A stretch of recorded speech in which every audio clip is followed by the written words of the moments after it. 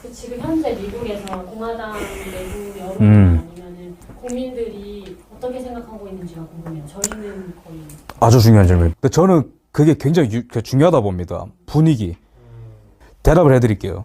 제가 처음에 트럼프 대통령이 부정선거를 딱 얘기하고 한 이틀 정도 미국 보수들이 어떻게 반응하는지 트위터로 계속 모니터링하고 있었는데 처음에는 조금 불안하더라고.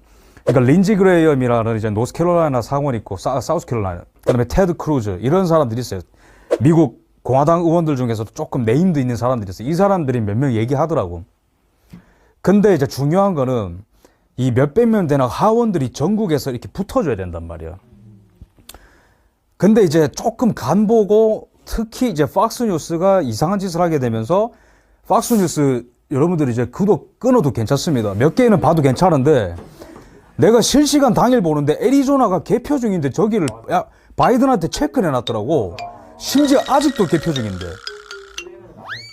심지어 CNN도 안 했는데. 어쨌든 간에. 그리고 꽤 리버럴한 이런 주들의 공화당 소속 의원들은 몇 명은 또 약간 간보더라고요. 나는 부정선거인지 모르겠다. 그죠? 이런 이제 물결 속에서 이게 과연 단합이 될까? 나는 우리나라 현상이 일어날까 봐 조금 걱정되더라고.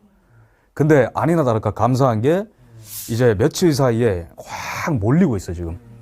트럼프 대통령 주변으로. 그러니까 나는 이제 린지 그레엄이 그래도 좀 중요한 역할을 했다고 봐. 그러니까 처음에 그림이 좀 웃기게 될 뻔했어. 그러니까 에릭 트럼프랑 트럼프 주니어가 이제 나와가지고 막 이제 뭔가 아버지를 대변해주고 주는 그런 그림을 비춰지면은 너무 그림이 안 좋잖아. 가족끼리 막 이러는 것 같고.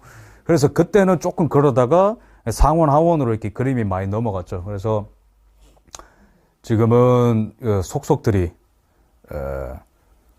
부정선거 의혹을 제기하는 게 지금 바로미터입니다. 그러니까 지금 입 다물고 있으면은 역적일 가능성이 되게 커요. 근데 내 주에 내 카운티에서 일어난 이 투표 과정은 너무 문제가 있습니다. 트위터에서 지금 발언하는 사람들은 이제 트럼프 편이라고 보시면 됩니다. 근데 그런 의원들이 지금 많아지고 있어요. 나는 이게 다행이라 생각하고, 이거는 어떻게 보면 트럼프 대통령의 또 숨겨진 엄청난 업적인데, 사실 공화당은 진짜로 정말 인기 없던 당이거든요. 그러니까 레이건 이후로는, 그러니까 이게 왜 인기가 없는지 우리나라랑 되게 비슷해요. 우리나라도 너 왜 보수해 이러면은 그냥 빨갱이 싫어서 이런 사람이 있어요. 그죠? 근데 이제 반공주의자들 있죠. 그죠? 우리나라 같은 경우에는. 두 번째로는 그냥 낙태 문제라든지 급진적인 어떤 성 문제, 윤리 문제에 관해서 나는 뭐 한국당도 국민의힘당도 정말 싫은데 내가 믿는 종교로 인해서 민주당이 저건 아니야. 이런 기독교인들이 있습니다. 그죠? 그리고 세 번째로는 그래도 조금 더 세금적인 측면에서는 덜 거두니까 우리나라 뭐 보수당이라고 하는 당이 그런 어떤 절세 보수가 이렇게 있겠죠. 그죠? 보수라는 큰 집단을 보면 미국 같은 경우에도 거의 크게 다르진 않아요. 미국 같은 경우에도 남부 같은 경우에는 이 기독교 전통에 있는 이 바이블 벨트 지역에는 이제 60년대 이미 민주당과 굿바이를 했고 너무 급진적으로 이제 뭐 낙태라든지 뭐 이런 동성애 문제라든지 이런 게 다 이게 가버리니까 남부는 결별을 선언했고 미국 공화당의 문제는 중산층에 어필할 수 있는 아젠다가 몇십 년간 거의 없었어요. 근데 트럼프의 최대 공헌이 뭐냐면은 중서부에 사는 이 백인들을 전부 다 자기 편으로 만들었더라고요. 지도를 보여드릴까요? 지금 이제 선거 결과입니다. 일단 공식. 근데 이 동그라미 친 데는 지켜봐야 되는데요. 근데 어쨌든 간에 여기 뭐 오하이오라든지 뭐 미시간이라든지 위스콘신, 펜실베니아 여기 이런 주들은 원래 다 파란데요. 근데 2016년에는 여기를 다 이겼단 말이야. 트럼프가. 여기 펜실베니아 이겼지, 미시간 이겼지, 위스콘신 이겼단 말이에요. 뭐 플로리다 당연히 이겼고. 근데 여기 주들은 원래 민주당 텃밭이에요. 근데 지금 파란색인데 2016년 빨간색으로 보면 됩니다. 근데 여기 사람들한테 어필했던 게 뭐냐. 내가 누구도 돌봐주지 않았던 미국 중산층의 삶을 책임져 주겠다.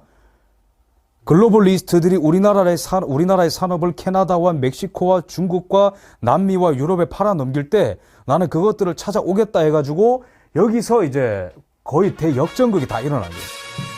민주당이 민주당이 굉장히 오랫동안 갖고 있었던 주들이. 그러면은 지금 공화당의 그림은 완전히 바뀐 거예요. 원래 공화당에 프레임 씌워져 있던 거는 재수 없는 백인 남성들이었어요. 그죠? 근데 트럼프가 오면서 라티노도 합류하고 흑인들도 합류하고 아시안도 합류하고 이런 중산층, 대학 학위를 갖지 않는 사람들 중산층이 합류하게 되면서 굉장히 미국 공화당 역사 중에 아주 새로운 지역이 생긴 거예요. 그래서 저는 4년간 트럼프 대통령이 공화당 장악에 성공을 했다 봅니다. 그렇기 때문에 대세를 알기 때문에 여기 이제 막 새끼같이 카운티에 있는 이런 사람들도 이의를 제기하는 거예요. 야, 대선 잘못됐다. 선거 잘못됐다. 재검표하자. 법정 가자. 이렇게 돼버리는 거예요. 지금 그림이 약간 이런 그림입니다. 근데 여기서 그래도 정치는 언제든지 배신이 나올 수 있는 자리이기 때문에 안심을 하면 안 되고 계속해서 여기 주 카운티에 있는 사람들이 앞에 가서 시위하고 야, 까봐. 너네 뭐 잘못했어? 인정해. 우리 인정할 수 없어. 계속 시위하고 압박을 해야 돼요. 이 긴장감을 끝까지 끌고 가야 되는 거예요. 하원에서 반란표가 안 나오게.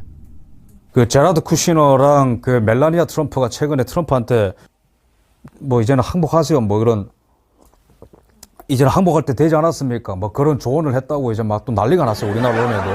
뭐 잘 모르는 사람들은 야, 막 트럼프 가족들도 뭐 이렇게 하네. 뭐 이런 뭐 트럼프 인정해라. 뭐 추잡하다 이렇게 한다. 근데 그거 그냥 다 들어가 보면 돼요. 그 기사를 들어가 보면은 항상 그 기사는 어떻게 시작한 줄 알아요? 백악관에 있는 익명의 제보자에 따르면 이렇게 해요. 그 익명이가 도대체 누구냐고. 익명의 제보자에 따르면 익명의 제보자가 누구한테 얘기했을까? 워싱턴 포스트, 뉴욕 타임스, CNN이요. 안 속습니다. 내가 4년 동안 본 패턴이에요. 백악관의 익명의 제보자에 따르면 워싱턴 포스트와 뉴욕 타임스에 제보했는데 트럼프가 뭐 이럴 타더라. 안 그렇습니다. 지금 트위터에 들어가서 멜라니아 트럼프 트위터 가보세요. 합법적으로 투표해야 된다.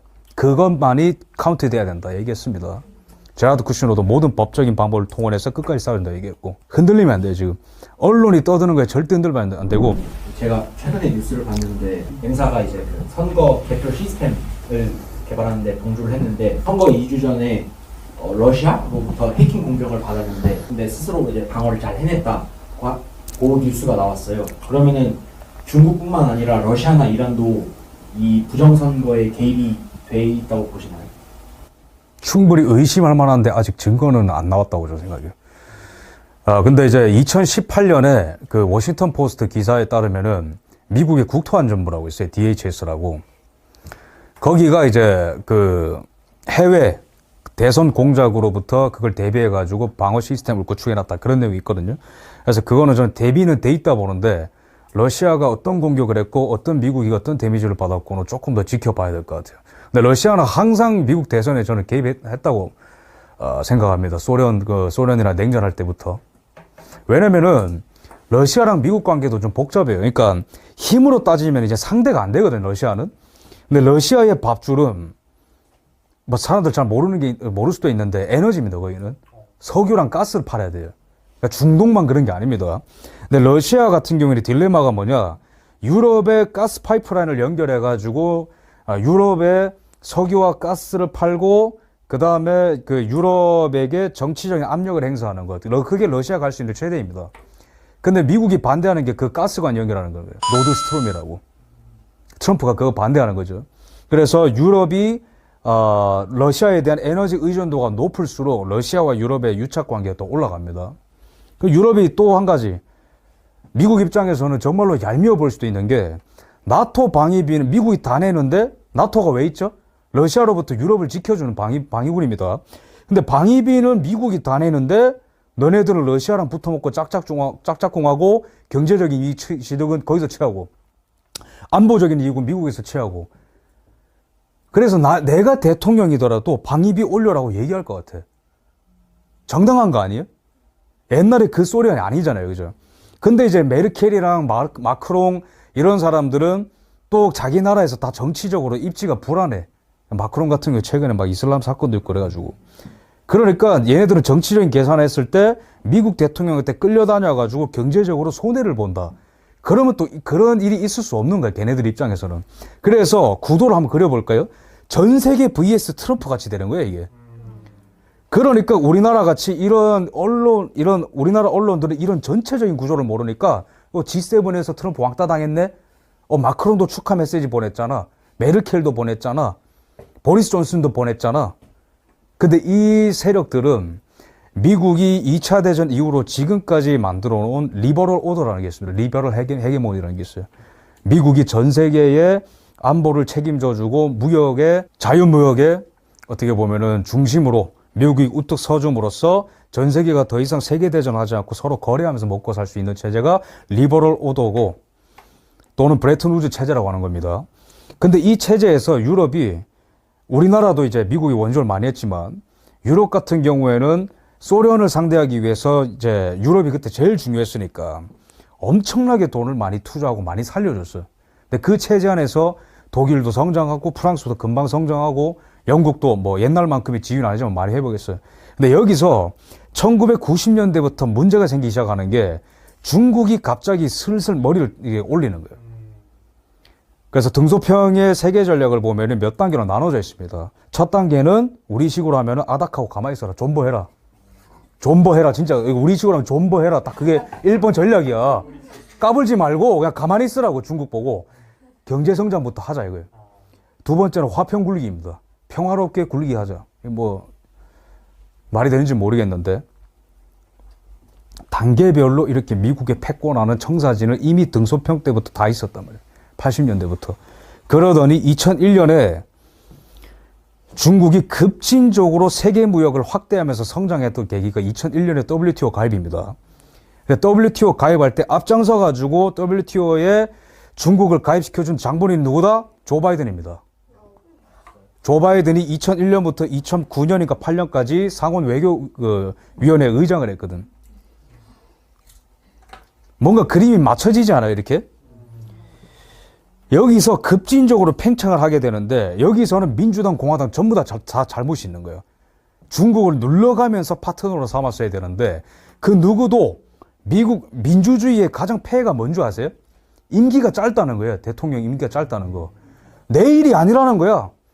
4년하고 8년하고 집에 갈 건데 뭐 내가 그렇게까지 무리해야 돼? 내가 뭐 북핵 문제 해결해야 돼? 다음 대통령이 알아서 하겠지. 그렇게 중국 문제가 쌓이고 쌓여가지고 지금 괴물 같은 형태가 돼버린 거예요. 그러다 보니까 중국이란 나라는 모든 그 인적 자원을 다 흡수합니다. 왜? 노동력이 싸니까, 노동에 들어가는 비용이 싸니까 뭐 전 세계 공장이 다 중국으로 들어가 버린 거예요. 오케이? 그 다음에 여기서 만들어지는 것들을 미국에 막 팝니다. 외화를 막 벌어들여요. 모든 인프라가 중국이 집중이 되기 시작하는 거예요. 돈이 많아지니까 벤츠를 누가 사줄 거예요? 중국의 벼락부자들이 사주는 거예요, 벤츠. 쉽게 말하면은. 이탈리아의 명품 누가 사줄 거예요? 중국애들이 사주는 거예요. 그렇게 경제가 하나둘씩 유럽 국가랑 아시아가 다 종속이 돼버리는 거예요. 그러면은 메르켈, 마크롱, 보리스 존슨, 뭐 문재인, 그다음에 뭐 아베 이런 사람들의 공통점이 뭔지 아세요? 당선되고 보니까 현실이 뭐야? 우리나라의 인프라가 중국이랑 때려야 뗄 수가 없네? 갑자기 관계를 끊을 수가 없네? 그러니까 트럼프가 보리스 존슨 영국 총리한테 화해를 끊으라고 몇 번을 얘기해도 버팅기다가 겨우겨우 코로나 사태 터지면서 그게 확정이 된 거예요. 유럽 같은 경우 아직도 화해 쓴다고 고집하고 있습니다. 정치적인 딜이 있는 거예요.